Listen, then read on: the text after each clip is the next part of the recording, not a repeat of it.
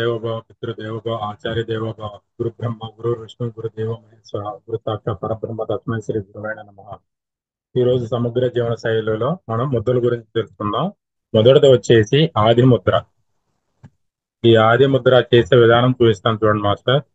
మన యొక్క అరచేతిలో మన బొటన వేళ్ళని ముందుకి మడిచి ఉంచాలి. తర్వాత 4 వేళ్ళని మడిచి ఉంచాలి. ఇలా ఈ విధంగా బొటనవేలు ముందు మడిచి ఉంచి దానిపైన మిగతా 4 వేళ్ళని మడిచి ఉంచాలి.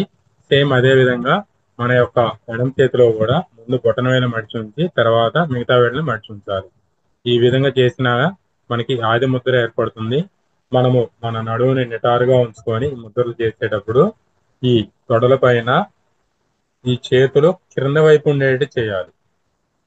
ఇంతకుముందు మనం చేసే ముద్రలన్నీ ఆకాశం వైపు అరచేతులు పెట్టుకొని చేసేవాళ్ళం. ఇప్పుడు ఈ అరచేతులు భూమి వైపు క్రింద వైపు ఉండేట్టు పెట్టుకొని ఈ ముద్ర ప్రాక్టీస్ చేయాలి.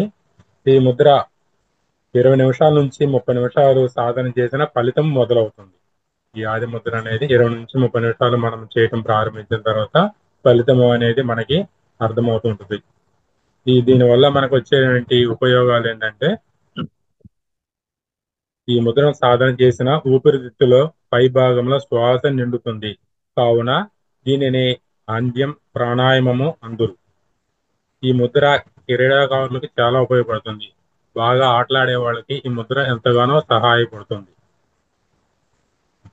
సర్వైకల్ స్పాండిలైటిస్ సమస్యను తగ్గిస్తుంది.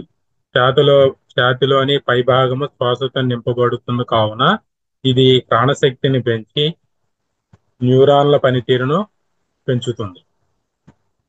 ప్రాణశక్తిని జ్ఞానేంద్రియాలకు అంటే చెవులకి, ముక్కు అదేవిధంగా నాలుక, కళ్ళు, చర్మమునకు పంపిణీ చేసి అతడి సమస్యను తగ్గిస్తుంది.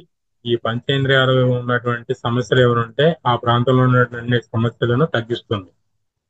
వీటితో పాటు కాంకియాస్, మూత్ర సంబంధ, అరుగుదల సంబంధ సమస్యలు నెమ్మదిగా తగ్గిస్తుంది. మానసిక ప్రయోజనాలు. ఈ ముద్రను సాధన చేసిన మెదడు మీద మంచి ప్రభావం చూపును. ఇది ధైర్యాన్ని పెంచుతుంది, ఆతృతని అదేవిధంగా ఉద్రేకాలను తగ్గిస్తుంది. ఇది శరీరంలోని ప్రాణశక్తిని పెంచి మెదడులోని న్యూరాలను ప్రభావితం చేస్తుంది.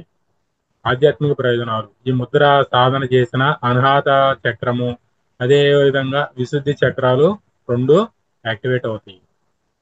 సూచన: రక్తపోటు సమస్యతో ఉన్నవారు ఈ ముద్ర 5 నిమిషాలకు మించి సాధన చేయకూడదు. ఎవరికైనా బీపీ సమస్య ఉన్న వాళ్ళు 5 నిమిషాల మించి ఎవరు కూడా ఈ ముద్ర ప్రాక్టీస్ చేయకూడదు. అదేవిధంగా పసిపిల్లలు సాధారణంగా చేతులను ఈ ముద్రలో ఉంచెదరు.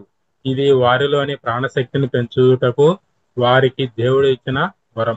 చిన్నపిల్లలప్పుడు ఎవరైనా ఆటోమేటిక్ గా పిడికిలు బిగించుకొని వాళ్ళు ఆడుకునేటప్పుడు కానీ పడుకునేటప్పుడు కానీ బిగించుకొని నిద్రపోతుంటారు. వాళ్ళకి దైవం ఇచ్చినటువంటి ఒక వరం. ఈ ఆది ముద్రలోనే వాళ్ళు ఎక్కువసేపు ఉంటారు కాబట్టి.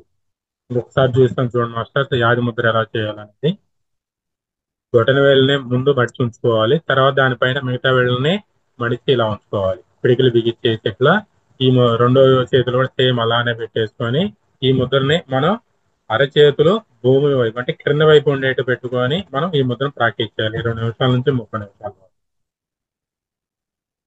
థ్యాంక్ యూ మేడం, ఈ అవకాశం రంగనాథ్ సార్.